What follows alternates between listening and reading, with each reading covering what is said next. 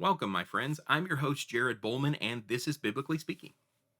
I'm glad that you're here. This is not the episode I was going to record for today, but it's one that I think we need.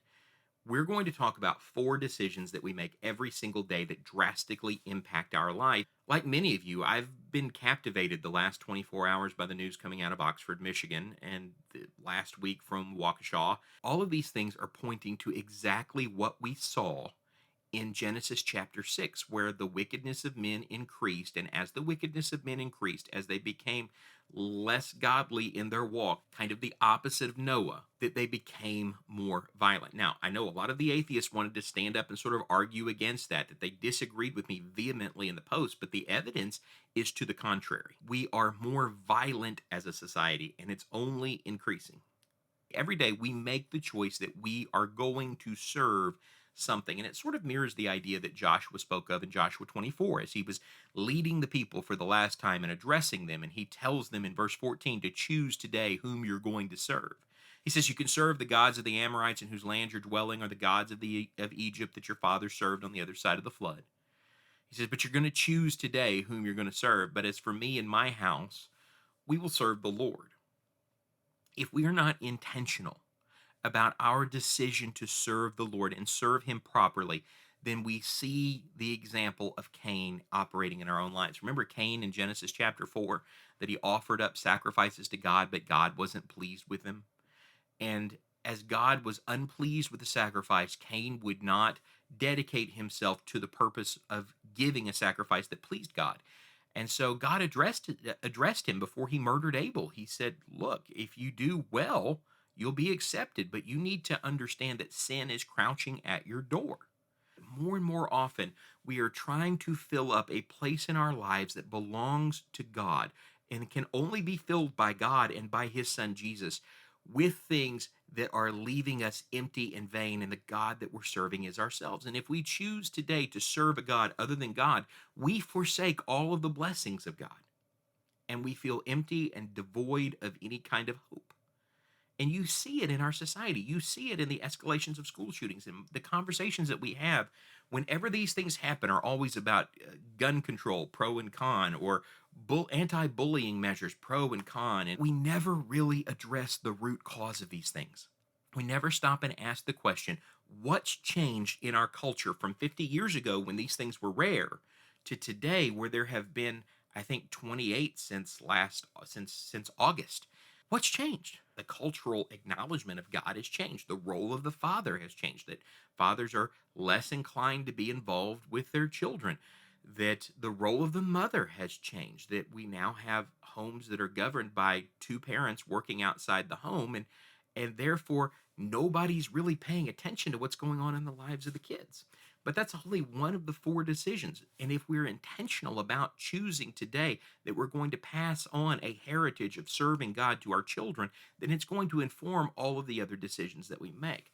But the second decision that we're really bad at making is choosing what we're going to bring into our hearts. One of the things that nobody seems to talk about anymore is that a lot of this type of violence that we're seeing today began with the explosion of more violence in Hollywood movies and more violence in music. And yet, there's no repudiation of that kind of behavior in Hollywood. No one asks Hollywood, why are you still making these violent movies?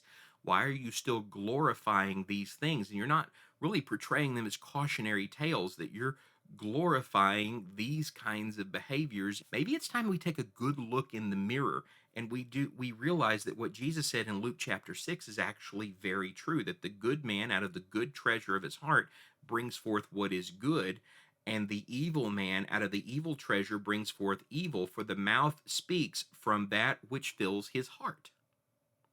You ever stop and think about that? Why are we becoming more violent as a society? Because this is what we've treasured in our hearts. And again, I think this goes back to that first decision of helping our younger generation learn to choose to serve something other than themselves. Because when they don't, and they feel bereft of hope, and their parents are not there to guide them, then they treasure up in their heart what culture says is the answer. Now, this goes hand in hand with the third decision that we're going to make, and that is where our affections are set. In Matthew chapter 6, Jesus talks about that in verse 19, where he says, "Do not store up for yourself treasure on earth where moth and rust destroy and where thieves break in and steal. But store up for yourself treasure in heaven where neither moth nor rust destroys and where thieves do not break in and steal. For where your treasure is, there your heart will be also." The eye is the lamp of the body. So then, if your eye is clear, your whole body will be full of light. But if your eye is bad, your whole body will be full of darkness. If then the light that is in you is darkness, how great is the darkness? No one can serve two masters.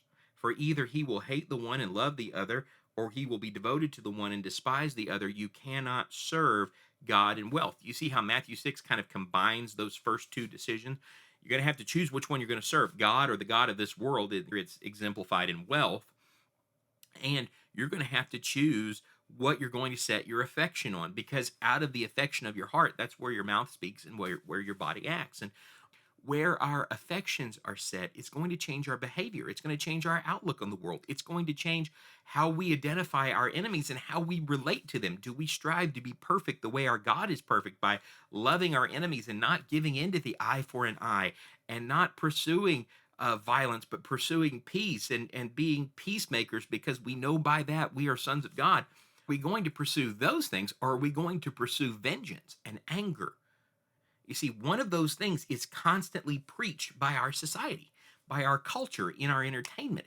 And the other, peacemaking and love and loving our enemies and not returning evil for evil, that's preached by the Bible. That's how God behaves. Now, the fourth decision is what we're going to pay attention to. And this is a lot like the last one, I realize that. But out of Colossians chapter 3, the Apostle Paul here writes, "Therefore, if you have been raised up with Christ, keep seeking the things above where Christ is seated at the right hand of God. Set your mind on the things above, not on the things that are on the earth. For you have died, and your life is hidden with Christ in God. And when Christ, who is our life, is revealed, then you also will be revealed with him in glory. Therefore, consider the members of your earthly body as dead to immorality, impurity, passion, evil desire, and greed, which amounts to idolatry. For it is because of these things that the wrath of God will come upon the sons of disobedience. And in them you once walked when you were living in them."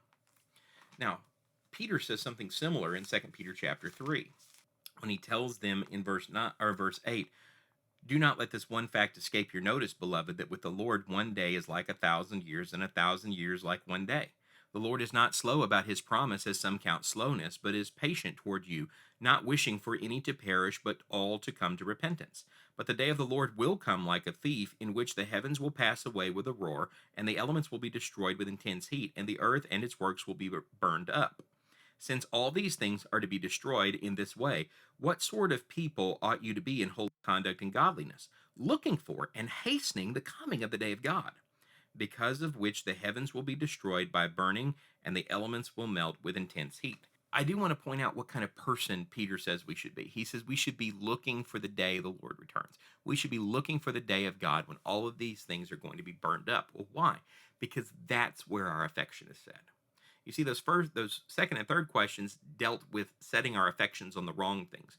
But the answer for where our affection belongs and where our treasure should be is not on the immediate here and now, or even the far off here and now. It is on the day the Lord returns, that we want to be found in him so that we are ready to be his. So those are your four decisions. Every day you're going to choose to serve someone. Every day you're going to choose what kind of treasure you're going to store up for yourself, and out of your heart it's going to speak. Every day you're going to choose not only what treasure and where you're going to store it and how you're going to serve it, but you're going to bring those three things together and realize that they control your whole life. They make it either dark or light. And every day you're either going to look to the return of Jesus or you're not. Well, that's our episode. Maybe you'd like to go back and watch the one on why we still need God. I'll post a link to it right over here. But otherwise, I'll see you on Friday with another episode of On Evidences. And until then, have a good day and God bless.